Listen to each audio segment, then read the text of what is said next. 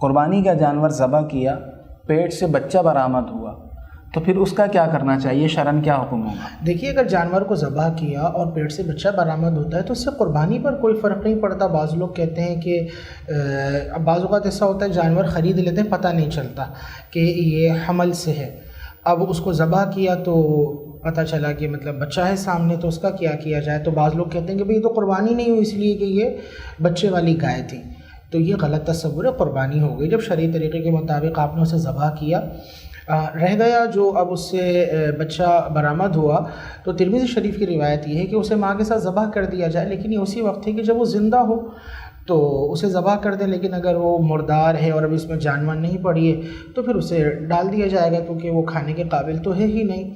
تو زندہ ہونے کی صورت میں اور اس میں حیات موجود ہونے کی صورت میں اسے ذبح کر کے آپ استعمال کر سکتے ہیں۔ اگر اپنا دل نہ مانے تو آپ دوسرے مسلمانوں کو بھی دے سکتے ہیں۔